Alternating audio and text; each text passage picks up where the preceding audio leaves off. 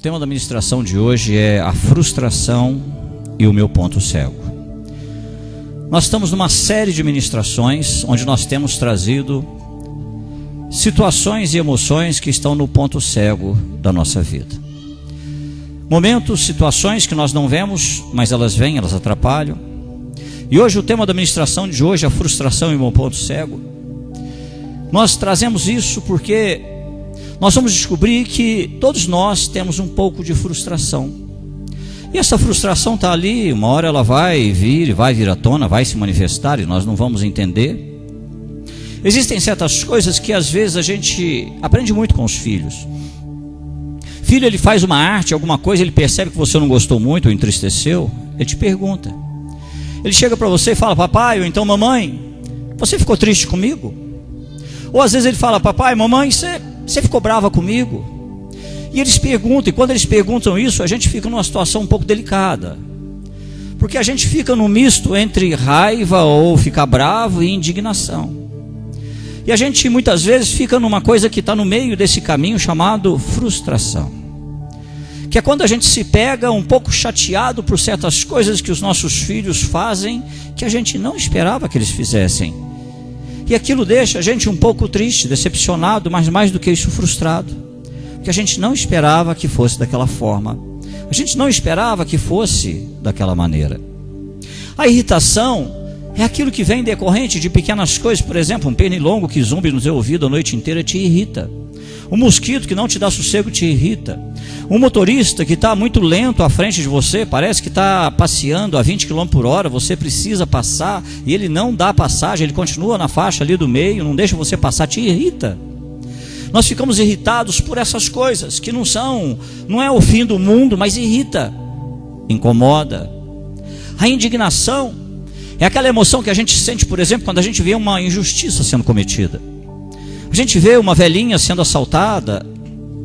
Há um tempo atrás, acho que uma semana ou duas, eu vi um vídeo de uma mulher sendo esfaqueada no trânsito lá no Rio de Janeiro. E todo mundo passando, olhando, ninguém fazia nada. E o assaltante esfaqueando ela durante o dia, plena luz do dia. E ela tentava sair de um lado, tentava sair de outro. Aquilo gera indignação. Que é quando a gente fala: a gente está errado, alguém precisa fazer alguma coisa, isso não está certo. Esse sentimento que a gente tem, um senso de que a justiça deveria ser feita, de que as coisas não poderiam ser daquela maneira, isso é indignação. Mas entre a raiva, entre a indignação, existe o que nós podemos chamar de frustração. A frustração é aquilo que você sente quando o seu filho não faz o que você acha que ele deveria ter feito, o que você queria que ele fizesse. E no nosso mundo relacional, nós somos seres relacionais. No nosso mundo relacional, nós oscilamos muito entre satisfação e frustração, muitas vezes durante o dia. Muitas vezes durante o dia nós estamos alegres, felizes, mas também passamos por frustrações. Pessoas que se comportam de formas que a gente não esperava que se comportassem. Pessoas que falam coisas que a gente esperava que não falassem, a gente esperava que não fosse daquela maneira. E a gente vai passando isso muitas vezes durante o dia. Eu vejo casais, por exemplo, que tentam até se comunicar. Eles param e falam: a gente precisa conversar, sentam para conversar. E a frustração vem quando um tem a nítida sensação de que o outro não entendeu. Vem a frustração porque eu sei que o outro não está conseguindo entender, e por mais que eu converse, parece que um não enxerga as coisas do jeito que o outro enxerga. E a gente tem dificuldade nisso. Dificuldade na vida para entender que nem tudo na vida precisa ter acordo. Às vezes precisa ter compreensão só. Nem tudo na vida tem que ser colocado em pratos limpos. Nem tudo na vida tem que ter acordo. Muitas coisas só precisa ter compreensão. Um sentar, ouvir, compreender o lado do outro. Outro também sentar, ouvir, compreender o lado do outro. Não vai ter acordo muitas vezes. Um vai continuar gostando de azul, o outro vai continuar gostando de amarelo.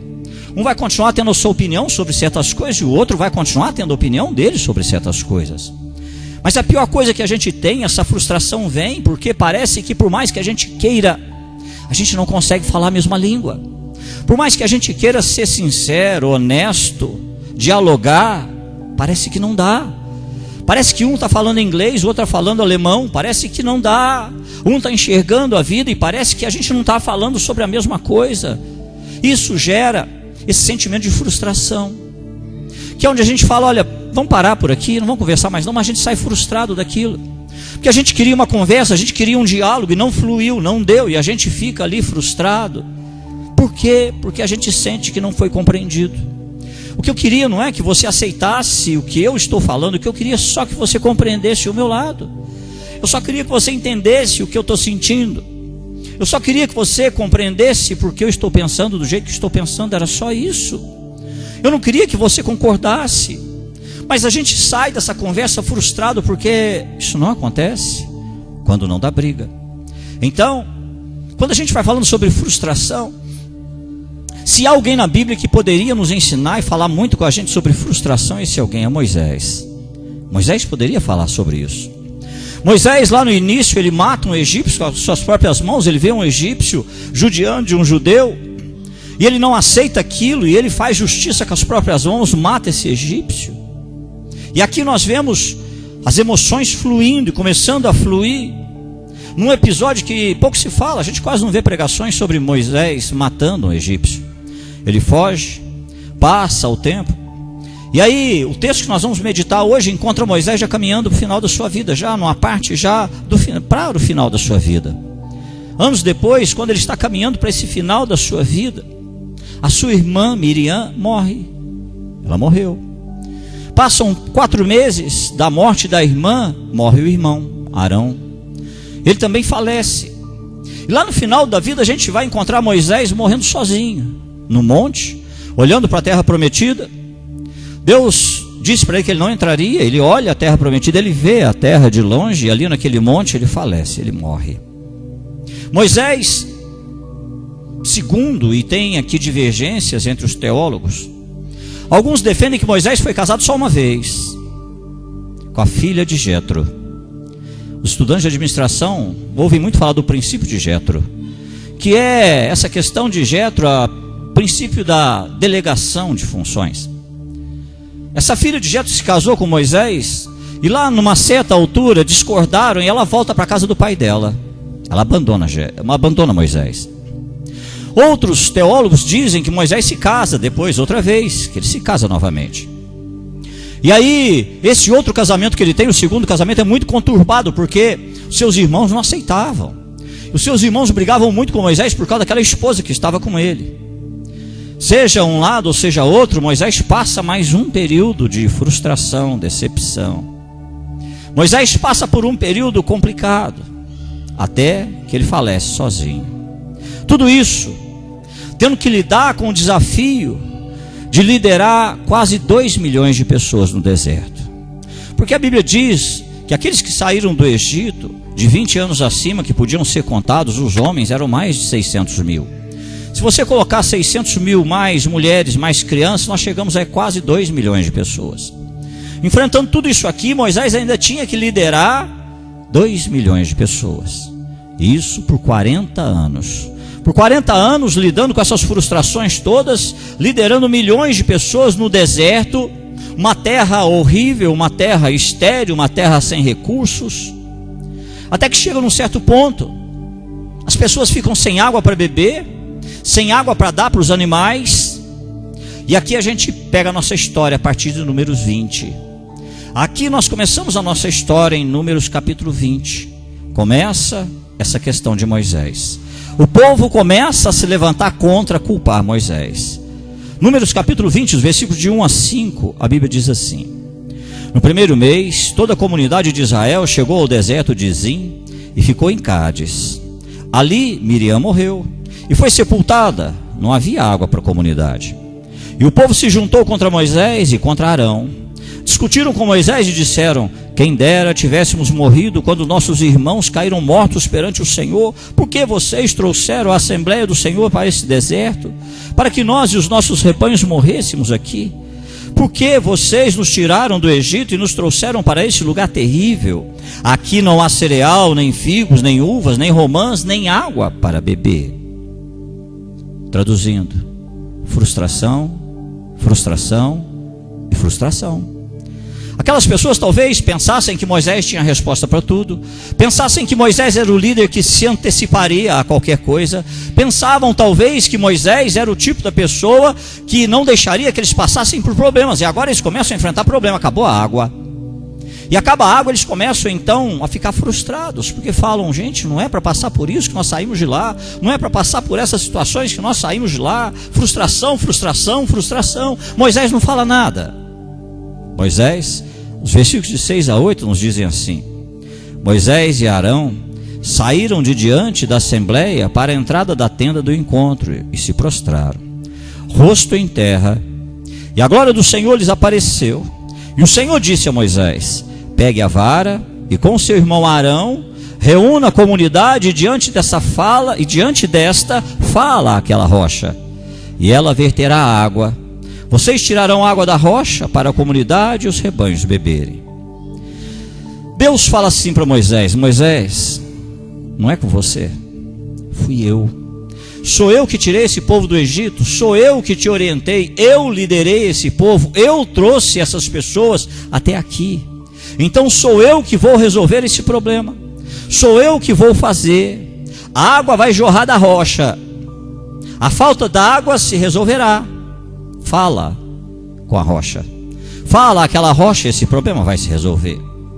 Mas nós vamos descobrir que os personagens da Bíblia, por maiores que sejam, parecem muito com a gente, irmão. Moisés, ele confia em Deus, mas não totalmente, igual eu e você. Confiamos em Deus, mas Moisés era obediente, ele queria ouvia a voz de Deus, e ele queria obedecer e cumprir a voz de Deus, mas não totalmente, como eu e você. Às vezes questionamos, não entendemos. Às vezes as coisas de Deus parecem muita loucura, parecem coisas impossíveis demais, o que Ele está pedindo para fazer. Às vezes a gente quer parar e Deus fala: fica. A gente quer desistir e Deus fala: insiste. E aí a gente fala: gente, eu quero obedecer a Deus, mas eu descubro que eu sou muito mais parecido com Moisés do que eu penso. Os versículos de 9 a 11, ainda continuando, diz assim: então Moisés pegou a vara que estava diante do Senhor, como este lhe havia ordenado. Moisés e Arão reuniram a assembleia em frente da rocha, e Moisés disse: escutem, rebeldes, será que teremos que tirar água dessa rocha para lhes dar? Então Moisés ergueu o braço e bateu na rocha 2 vezes com a vara. Jorrou água, e a comunidade e os rebanhos beberam. Moisés não falou à rocha, ele não sussurrou, não falou. Moisés bateu a rocha, e bateu 2 vezes. Moisés estava frustrado. Eu digo a você porque eu também passo por isso. Às vezes eu converso com pessoas e falo: gente, não é, a pessoa não poderia estar pensando assim mais, a pessoa não poderia ser assim mais. Quanto tempo, às vezes, de igreja, já deveria ter mais amor no coração, não deveria julgar, não deveria isso. E aí eu vejo aquela situação e eu pego aquela frustração, às vezes eu levo para casa comigo, porque não era para ser assim, e o irmão já era para estar mais maduro, a irmã já era para estar mais madura. Não era, eu também passo por isso. E Moisés deve ter pensado: gente, o que eu fiz por esse povo, o que Deus fez por esse povo, o preço que a gente pagou, e esse povo agora murmurando, esse povo resmungando, o povo ingrato. E aí vem a frustração, porque pessoas estão se comportando de uma forma que a gente não esperava que elas se comportassem. E aí Moisés, ele não fala à rocha, ele vai e bate na rocha, e ele já começa dizendo: olha, e aí nós vamos tirar água da rocha para vocês. E não era ele sabia que não era ele, era Deus quem faria isso. Ele tira a glória de Deus, ele é tomado por frustração, decepção, e ele bate naquela rocha. O povo vai, a água é vertida, o povo vai pegar a água, vai se saciar. Mas nisso que o povo está bebendo a água, se saciando, Moisés escuta assim: Moisés, quero falar contigo ali em particular. Moisés, um dedinho de prosa em particular. Moisés vai para um canto, ele vai para um canto para saber o que Deus queria falar com ele, o que Deus queria comentar com ele ali naquela situação, o que Deus queria. No versículo 12, Deus fala com ele: o Senhor, porém, disse a Moisés e a Arão: como vocês não confiaram em mim para honrar a minha santidade à vista dos israelitas, vocês não conduzirão essa comunidade para a terra que eu lhes dou. Deus está dizendo: Moisés, você não fez do jeito que eu disse, Moisés. Eu não fui glorificado, Moisés. Você disse que você e o seu irmão tirariam a água daquela rocha. E porque vocês não me glorificaram, vocês não entrarão na terra prometida. Nem você, nem seu irmão. A questão hoje que Deus quer colocar para mim e para você é muito simples. Como ficarmos frustrados, já que a frustração é inevitável na vida, e ainda assim continuarmos honrando a Deus? Como passarmos pelas frustrações da vida e ainda continuarmos sendo fiéis e honrando a Deus? E hoje o Espírito Santo quer falar de duas coisas que parecem ser simples, mas às vezes as coisas de Deus, quanto mais simples, parecem mais complexas, mais difíceis. A primeira coisa, precisamos vencer o desafio de aprender a focar nas coisas boas e não nas ruins. Precisamos, e esse é um desafio que todos os dias vai se colocar diante de nós, irmão. Focar, manter o nosso foco nas coisas boas e não nas coisas ruins. Todos os dias as notícias te fazem esse desafio. Todos os dias as redes sociais te fazem esse desafio. Todos os dias é uma enxurrada de notícias ruins. Todos os dias a gente vai vendo certas coisas que a gente fica chateado nas redes sociais. As pessoas com quem você convive farão esse desafio para você. As pessoas com quem você convive trarão muitas notícias ruins. Por exemplo, seu marido, sua esposa farão disso um desafio. Seu irmão da igreja fará disso um desafio. Seu colega de trabalho fará disso um desafio. Porque as pessoas falam muito mais das coisas ruins do que das coisas boas. As pessoas falam muito mais das coisas ruins do que das boas. O marido, quando está com a esposa, geralmente fala do monte de problema que eles têm. A esposa fala do monte de problema que tem. E irmão de igreja, quando encontra, fala do monte de problema dele e da vida dos outros. No trabalho, é um monte de situação, porque não está bom, a empresa não está boa, o chefe é isso, é aquilo, e não sei o que mais, estão explorando a gente, não sei o que mais. Parece que só encontra com a gente para isso. É como se fosse um desafio que quer nos impedir de olhar, de enxergar as coisas boas. E aí a gente fica numa situação difícil, irmão. Não me pergunta como. Existem pessoas que pesquisam cada coisa. Alguém pesquisou e chegou à conclusão que as pessoas vão reclamar em média 15 horas por mês das suas vidas. Lembrando que das 24 horas, entre 8 e 10 horas, ou 6 e 10 horas, nós ficamos dormindo. Significa que sobra 14 horas do nosso dia. E alguém pesquisa e chega à conclusão que da nossa semana, 15 horas a gente vai passar conversando sobre coisas ruins. Conversando sobre coisas que não são boas, problemas, coisas ruins. Talvez com um amigo, talvez com alguém da família, talvez com um irmão na fé. O bem mais precioso que o ser humano tem, mais precioso que o ouro, mais precioso que o diamante, se chama tempo. Alguém disse que o tempo é um milagre que não se repete. O tempo que passa não volta mais. Que seja um segundo, ele não volta mais. Se você conversar com alguém que está no leito de morte e perguntasse para ele qual é o último desejo da vida dele, talvez ele falasse: eu queria ter pelo menos mais 2 ou 3 anos de vida para consertar algumas coisas. Eu queria ter pelo menos mais algum tempo para ajustar, para acertar algumas coisas. Mas o tempo é um milagre que não se repete. E o bem mais precioso que nós temos é o tempo. Nós acabamos usando esse nosso tempo precioso, 15 horas da nossa semana, do nosso mês, para falarmos de coisas ruins, para focarmos em coisas ruins, para nos concentrarmos em coisas ruins. Esse nosso tempo precioso, que a gente para muitas vezes, ao invés de procurar as coisas boas para conversar, parece que existem muito mais coisas ruins, problemas, situações difíceis, e a gente se pega às vezes reclamando, às vezes falando, às vezes comentando sobre alguém ou sobre a gente mesmo. Nós nos pegamos olhando para a vida dos outros, procurando falhas, procurando defeitos, e conversamos 15 horas por mês. Sabe quantas coisas boas, mas infelizmente pequenas, não chamam a atenção de você? Sabe quantas coisas excelentes, mas pequenas, não conseguem atrair a tua atenção? Disputam a sua atenção durante o dia, durante a semana, durante o mês? Você já parou para pensar em quantas comodidades você tem na vida? Você já parou para pensar em quanta comodidade Deus tem colocado, Deus tem nos dado, quanta comodidade a gente tem? Por exemplo, Você pode achar que é bobagem. Uma escova de dente. Parece que é bobagem.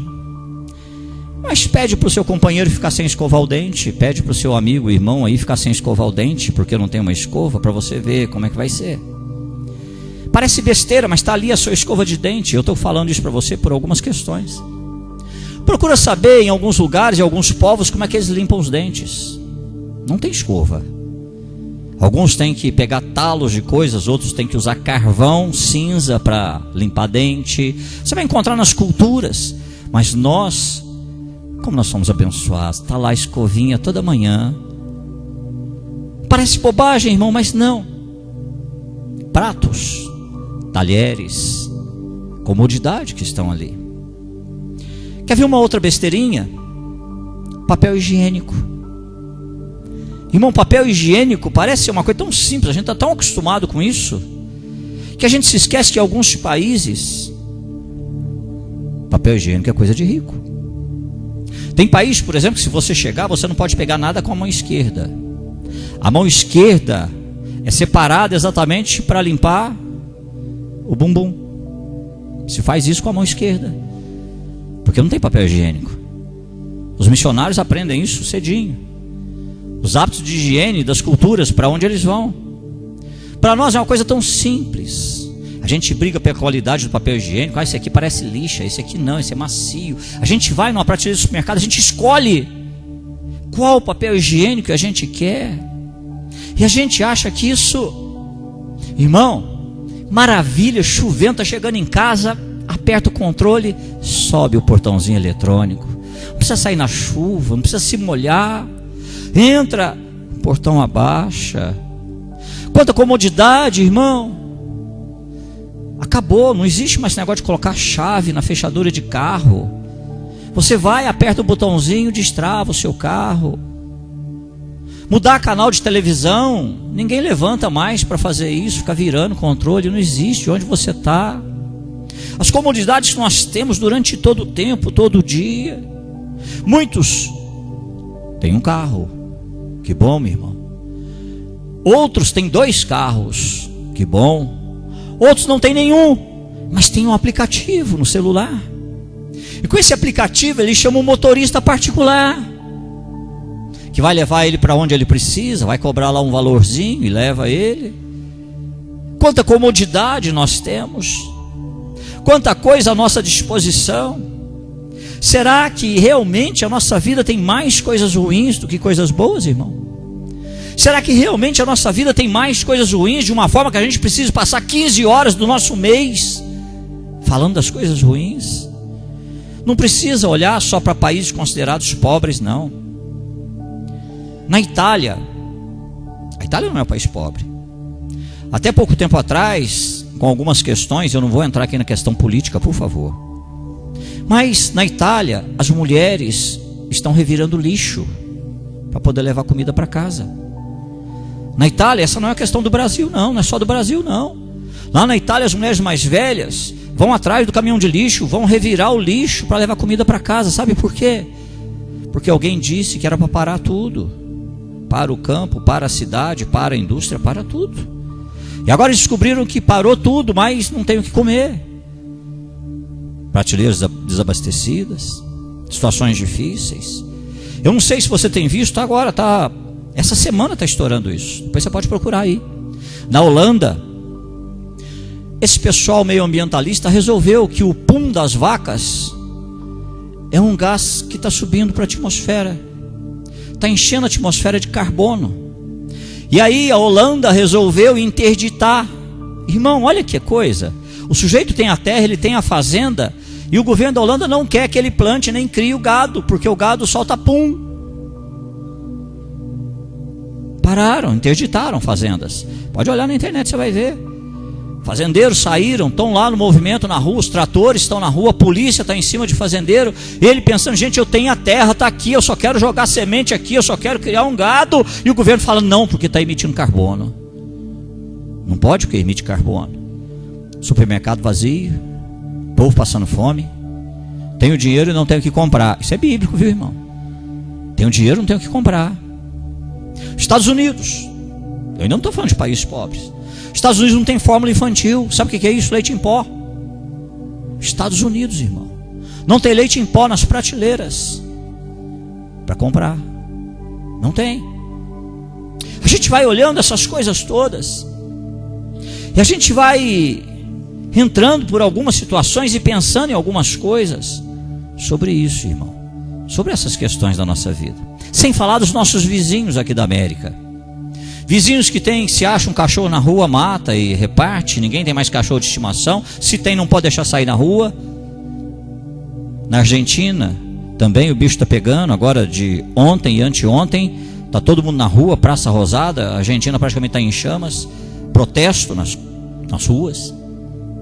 Tudo que a gente está vendo hoje, tudo. Você pode ter as críticas que você quiser contra o governo. Eu não estou aqui defendendo o governo, por favor. A nossa questão é com Deus. Você pode ter as críticas que você quiser, sejam justas ou não, são as suas críticas, e você tem direito de ter. Mas não podemos deixar de agradecer a Deus pelas coisas boas que Deus tem nos proporcionado, porque a Bíblia diz que é Deus quem inclina o coração do rei. E se alguém faz alguma coisa boa, é porque Deus inclinou esse coração. Sai um pouquinho da bolha, perde a paixão política e começa a comparar o país onde nós estamos vivendo com outros países. A gente reclama do preço, mas tem o que comprar. No supermercado tem produto para comprar, as prateleiras estão repletas de produtos para você comprar. Não falta leite em pó, não falta carne. Ah, pastor, mas o preço da gasolina, mas isso, irmão, deixa eu falar uma coisa para você. Ainda tem. Ainda tem. Você ainda encontra essas coisas para comprar, ainda estão aí disponíveis. Nós, na verdade, estamos andando hoje por esse país como se não tivesse crise. A gente está preocupado com o preço. Mas supermercados abastecidos, posto de gasolina com os combustíveis para vender. Sai da bolha um pouquinho, perde a paixão política e aprenda a agradecer a Deus, porque de alguma forma Deus tem colocado a mão sobre o nosso país. Deus ainda tem colocado a mão e não tem permitido que a gente passe fome. Deus tem colocado a mão. Você vai no supermercado, você compra o pão, você compra as suas coisas para levar para sua casa. Infelizmente, nós estamos focando a nossa vida nas piores coisas. Estamos focando a nossa vida nas coisas ruins. Sem dúvidas, ainda existem muitas coisas que precisam ser consertadas, que a gente não concorda. Existem muitas coisas ruins ainda acontecendo, e eu não estou aqui para argumentar sobre cada uma delas. Eu só quero incentivar você hoje, da parte de Deus, a encontrar o bem e focar nas coisas boas, porque ainda existem coisas boas acontecendo, e muitas. Ainda existem coisas boas acontecendo e muitas. Procure essas coisas. Olhe para essas coisas. E Deus, Ele tem te dado essas coisas todos os dias. Porque a coisa número 2, o desafio número 2, para mim e para você, é aprender a colocar o nosso foco nas coisas eternas e não nas coisas terrenas. Eu fico imaginando, Moisés chegava em casa, ele ia deitar, colocava aquele cajado em pé na parede. Antes de dormir, eu fico imaginando Moisés olhando para aquele cajado e dizendo: ô cajado desgraçado, se eu não tivesse com você na mão, não teria batido naquela rocha. Toda vez que ele olhava para aquele cajado, ele lembrava que usou o cajado para bater na rocha, e aquilo era o motivo dele não entrar na terra prometida. Eu fico imaginando essa situação, aquilo remoendo em Moisés. Eu vou levar o povo, mas não vou entrar. Eu vou levar o povo, mas não vou entrar. Eu bati lá só porque eu desobedeci. Aconteceu. E se eu e você pudéssemos encontrar Moisés e bater um papo com ele, talvez Moisés iria falar assim para você: vem cá, deixa eu falar uma coisa para você. Existem algumas coisas na vida pelas quais não compensa você ficar bravo. Existem algumas coisas na vida pelas quais não compensa você ficar nervoso. Moisés iria falar para você: olha, existem algumas coisas na vida que não podem continuar roubando a tua felicidade, não podem continuar roubando a tua paz. Ele iria dizer para mim e para você: olha, presta atenção no que vale a pena na sua vida. Olha para as coisas boas, não olha para as coisas ruins não. As coisas ruins não valem a pena. Alguém disse que as pessoas que voam em direção à raiva sempre fazem um pouso ruim. Toda vez que eu permito que a minha vida seja dirigida por frustração ou por raiva, o pouso não vai ser bom, irmão. Eu não vou conseguir ter paz aonde quer que eu esteja, o pouso não vai ser bom. Se você olhar para o céu, se você olhar para as coisas de Deus na sua vida, se você começar a olhar para as coisas agora que são de baixo, nesta vida, você vai viver constantemente frustrado, irmão. Essa vida vai te dar muito mais motivos para ser frustrado. Sabe por quê? Porque você descobre que as coisas, elas não acontecerão, não serão feitas do jeito que você acha que deveriam ser. Você descobrirá que muitas pessoas, mesmo as mais próximas, como marido, esposa, filhos, patrão, empregado, colega de serviço, irmão na fé, não agem, nem se comportam da forma que você acha que deveriam se comportar. Se você for procurar motivo, você vai ficar o tempo inteiro da sua vida frustrado, porque nessa vida será assim. Se olharmos só para as coisas de baixo, será assim. Você tem que entender que Deus sempre vai procurar chamar a sua atenção. Ele sempre vai procurar atrair o seu foco para te mostrar que nessa vida tudo é passageiro, tudo é temporário, até as coisas ruins, todas elas. Que nada de ruim é poderoso o suficiente, nem dolorido o suficiente para ofuscar o amor e o cuidado de Deus na tua vida. Quem já perdeu mamãe, levanta a mão. Quem já perdeu mãe, levanta a mão. É uma dor complicada, difícil. Mas o tempo passou. E o que Deus fez com essa dor? Você foi vivendo, você foi cuidando da sua família, vieram filhos, aconteceu isso, aconteceu aquilo, e aquela dor ela foi indo, está aí, você não esqueceu da sua mamãe. Mas aquela intensidade da dor não conseguiu ofuscar o cuidado de Deus pela sua vida. Quem já perdeu o pai, levanta a mão. Eu perdi meu pai. Quando eu perdi meu pai, entrei em depressão. Eu não sabia o que era depressão. Entrei em depressão, tive problema na minha vida pessoal, problema na igreja, porque eu não sabia o que era depressão. Falaram que eu estava maluquinho, quem lembra?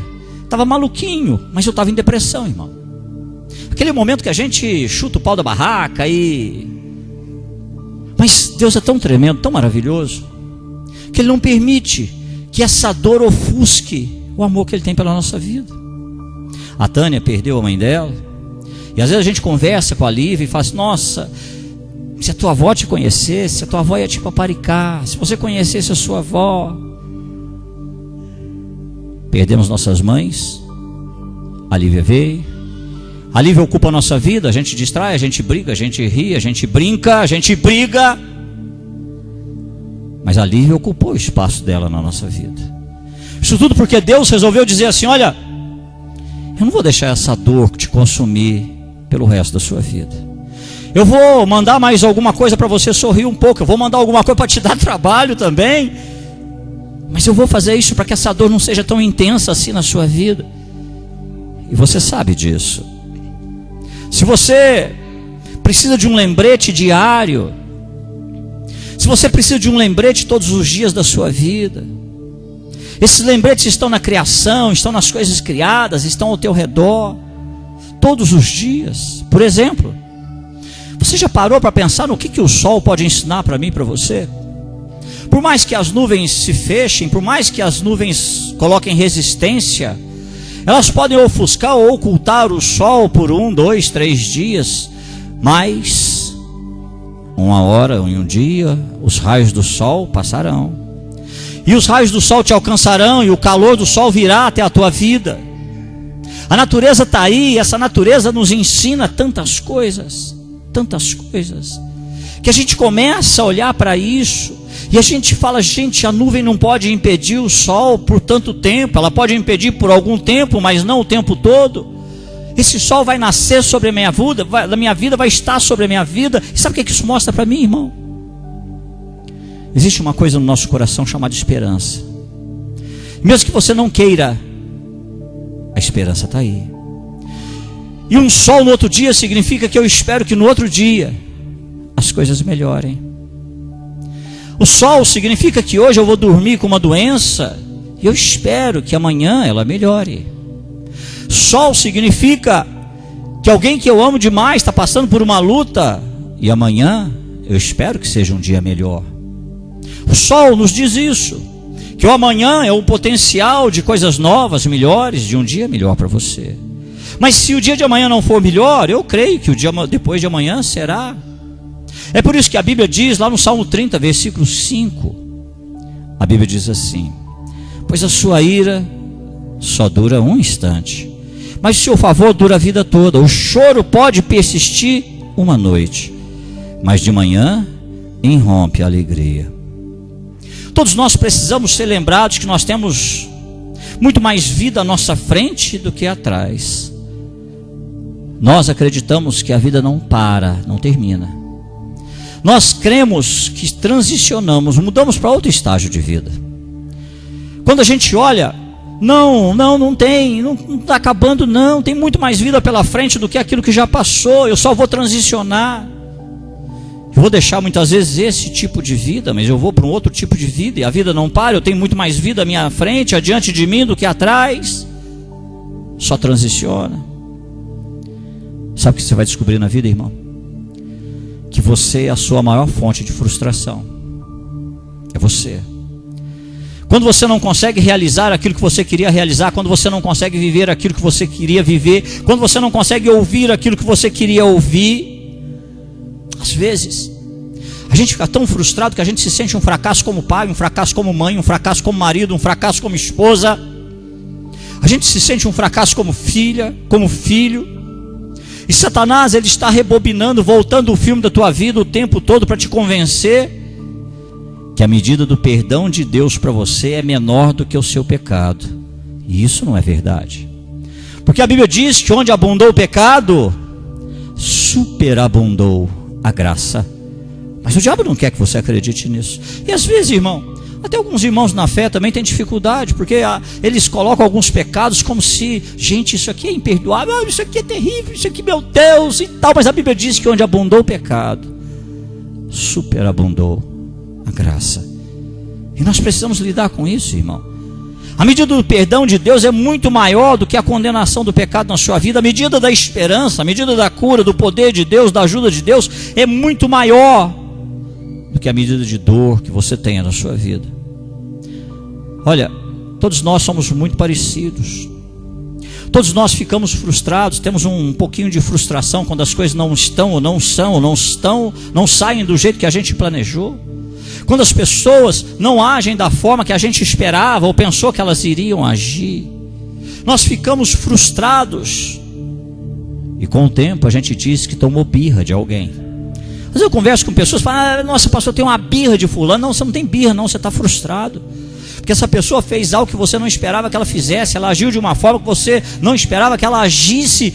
Ela te decepcionou. Você ficou frustrada, mas você fala que tomou birra. É a frustração se disfarçando de birra, de ranço. A palavra em voga hoje é ranço. O ranço nada mais é do que uma frustração. É alguém que eu queria ser amigo demais, é alguém que eu me considerava às vezes amigo demais, é alguém que eu gostava demais, mas de repente fez algo que me frustrou, me decepcionou, e eu fiquei entristecido, frustrado. E aí, essa frustração fica oculta lá no meu ponto cego. E ao invés de admitir a Deus que eu fiquei frustrado, ou que eu estou frustrado, eu começo a fazer aquelas orações tipo: Deus muda tal pessoa, Deus faz isso na vida dela, Deus faz isso na vida dela. A Cristiane está aqui, ela pode confirmar isso.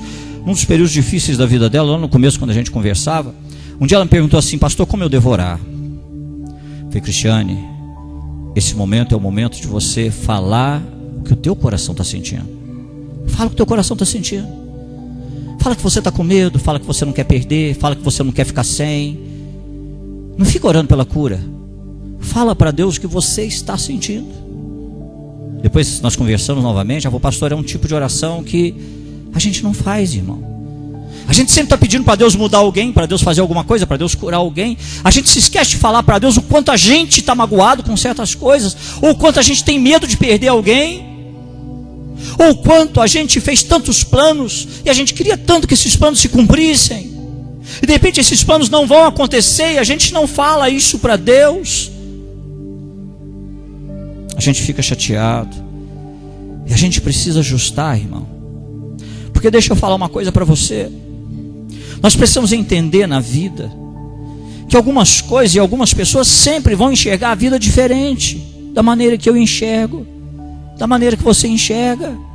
Talvez seja sua esposa, alguém que convive com você, seu filho, não vão enxergar a vida do jeito que você enxerga.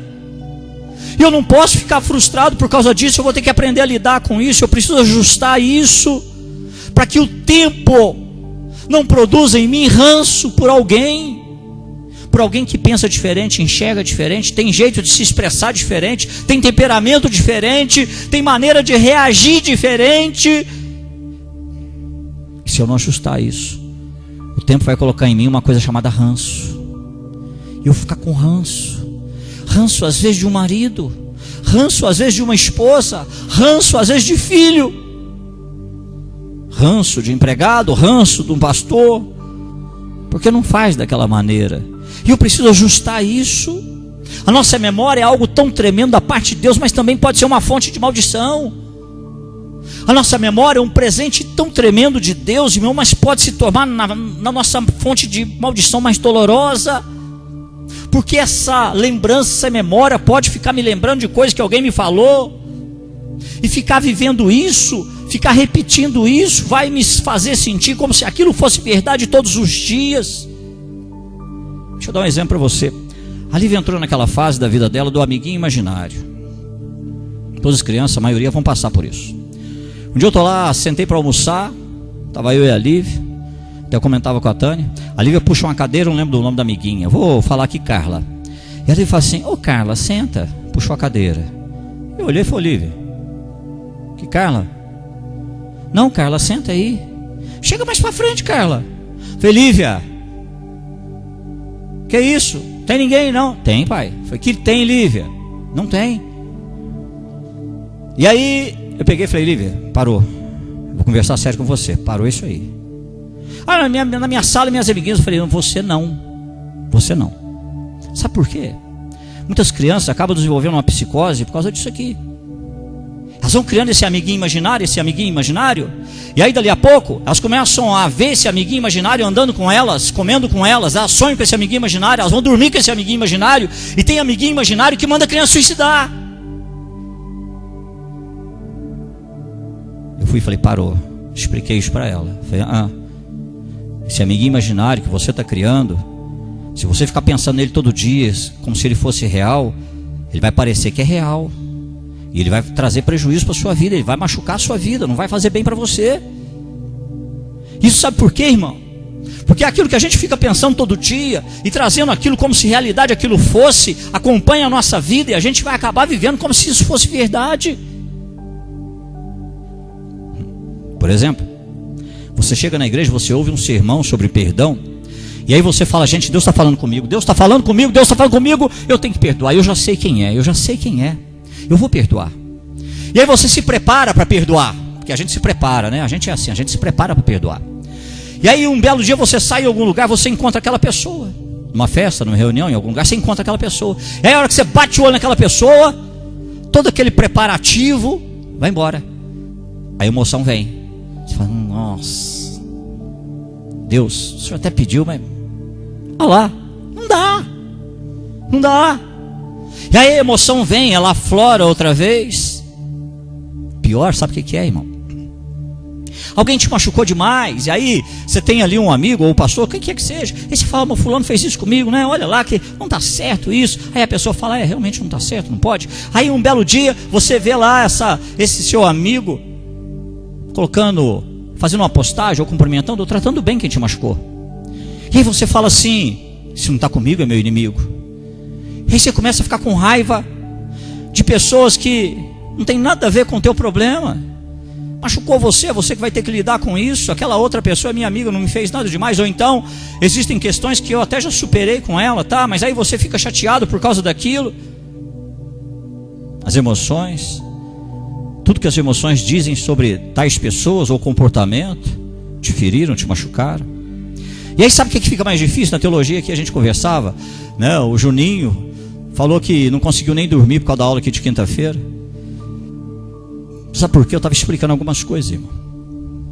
E uma delas é a dificuldade que a gente tem para conseguir aceitar que o preço que Jesus pagou pela minha vida é o mesmo preço que Ele paga ou pagou pela vida do teu inimigo. O mesmo sangue que me purificou do pecado é o mesmo sangue que purifica o teu inimigo dos pecados dele. Como é difícil aceitar isso, irmão. A pessoa me machucou, me entristeceu. Nossa, a pessoa acabou com a minha vida. Pastor, o senhor está dizendo que Deus perdoou ela? É isso que o senhor está dizendo, pastor? E o pastor tem que dizer para você: é o mesmo sangue que te lavou, que te remiu, também lavou aquela pessoa que é o teu inimigo, e remiu aquela pessoa que é o teu inimigo. Da mesma forma, o mesmo preço foi pago. O perdão, não sei se você já de vez em quando vê desse sequestro relâmpago, que pega a pessoa, leva para o cativeiro, deixa a pessoa no cativeiro, e de repente alguém vacila, deixa uma porta aberta, ninguém lá tomando conta da porta, você está sentado no cativeiro, você tem que tomar uma decisão. Ou você sai por aquela porta e vai ser livre, ou você continua sentado no cativeiro esperando que alguém volte, e você vai continuar escravo, preso. O perdão é assim. Perdão só entende aquela pessoa que sabe que não pode continuar refém mais de ninguém e de nenhuma situação. Eu preciso passar por essa porta, porque depois dessa porta Deus tem um plano maravilhoso para mim, Deus tem uma vida maravilhosa para mim. Eu não posso continuar sentado aqui, eu não quero, porque tem um futuro, mas esse futuro está do outro lado dessa porta, chamada perdão. Ou eu passo por ela, ou eu continuo refém e escravo a minha vida inteira. Sabe uma coisa que o tempo me ensinou, irmão? Que nem tudo na vida tem que ser colocado em pratos limpos. E muitas vezes tentar fazer isso é falta de sabedoria. Muitas vezes tentar ajustar o outro é falta de sabedoria. Muitas vezes tentar ajustar algumas coisas é falta de sabedoria. Nós vamos aprender a nos respeitar, aprender a nos suportar, nós vamos aprender a caminhar juntos. Quando se trata da nossa própria frustração, existem algumas coisas que nós podemos fazer, sejam elas boas ou não, infantis ou não. Por exemplo, você pode se expressar, você pode gritar, você pode chutar as coisas, o que não é muito recomendável, você pode quebrar as coisas, o que também não é recomendável, você pode tentar empurrar as coisas para debaixo do tapete, você pode fazer de conta que não tem nada lá, ou você pode fazer o que Deus espera que você faça. Assume e confessa que está doendo, que não está bom, que não é o que você queria, que não é da maneira que você queria. Chega diante de Deus e fala que você está lidando com algumas coisas que não dá. Ao invés de orar para Deus mudar a tua esposa ou mudar o teu marido, chega para Deus e fala: Deus, está doendo demais. Deus, eu não consigo enxergar minha vida sem a minha esposa. Deus, não passa pela minha cabeça viver minha vida sem meus filhos, sem meu marido. Eu não quero. Não perde tempo orando para Deus mudar a pessoa, não. Chega e começa a colocar você, essa situação da sua vida. Deus, eu sei, eu tento aceitar, mas essa coisa de não poder ter filhos, Deus, isso me incomoda, isso dói. O Senhor sabe o quanto dói. As preocupações de um desemprego, as dívidas, mentiras, traições. Às vezes a gente faz de conta que tudo bem, mas não está tudo bem não, irmão. Não está tudo bem. E você sabe quando você aceitou algumas coisas e quando não aceitou. E é a hora de chegar diante de Deus, porque o único que vai poder pegar a tua visão e trazer para um lugar de confiança e fé em dias melhores, somente Deus. Foque nas coisas boas, não nas coisas ruins. Toda frustração pode ser uma oportunidade? Pode. Cada novo dia, quando amanhece, pode ser o melhor dia da sua vida? Pode. Tem muito mais coisas na sua frente do que aquilo que já passou na sua vida? Tem. Não quero mais viver como refém, não. Passe pela porta do perdão, seja qual perdão for, passe pela porta desse perdão. Todos os dias, se for preciso, porque do outro lado da porta tem uma vida vitoriosa, uma vida conquistadora e uma vida superadora esperando por você. Por fim, nunca perca Jesus de vista. Jamais. Talvez você ainda esteja frustrado só com a minha vida, como a sua vida está, ou como ela foi. Frustrado às vezes com seu cônjuge, seu marido, sua esposa. Frustrado com seus filhos, ou frustrado com o seu trabalho, frustrado com as coisas que não estão caminhando na direção que você queria. Talvez a sua saúde não está legal, talvez a coisa entre você e Deus não rolou legal, e você está com raiva. Você vai dizer isso a Deus. Esse momento agora que nós vamos orar, nós vamos colocar diante de Deus. Eu peço a você que se coloque de pé. Esse período agora é um período que nós vamos fazer de uma forma que eu ainda